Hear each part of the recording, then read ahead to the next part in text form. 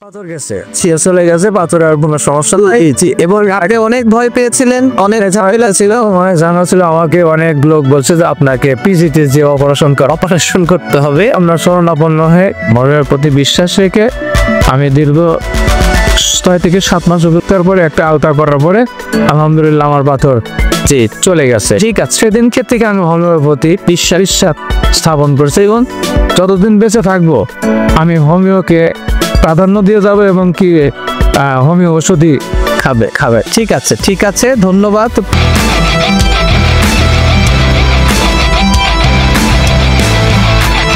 আসসালামু আলাইকুম ওয়া রাহমাতুল্লাহ। আজকে এসেছেন প্রায় অনেক বছর পরে, প্রায় 1 বছরের পরে আমার কাছে এসেছেন। একটু জোরে কথা বলছে।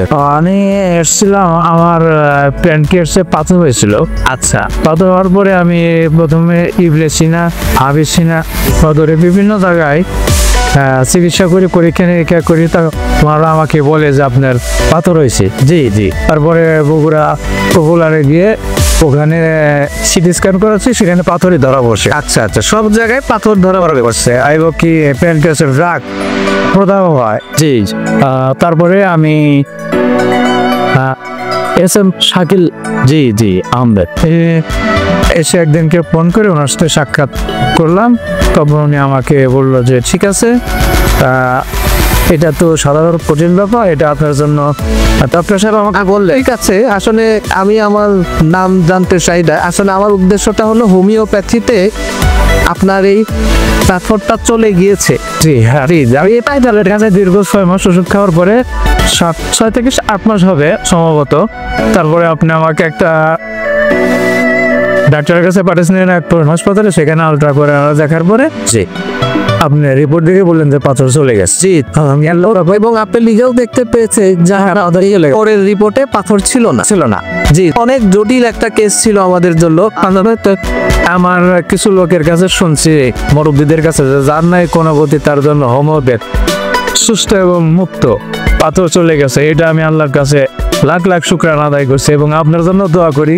জি, হোমিওর প্রতি আমার 100% বিশ্বাস। আচ্ছা, ঠিক আছে, আপনাকে অসংখ্য ধন্যবাদ। তাইলে আপনার প্যানক্রিয়াসের ভিতরে একটি না বেশ কয়েকটি পাথর ছিল, মাল্টিপল স্টোন ছিল, এবং সেটা আপনি হোমিওপ্যাথি চিকিৎসাতে প্রায় 6 থেকে 7 মাস হোমিওপ্যাথি ওষুধ নিয়মিত খেয়েছেন।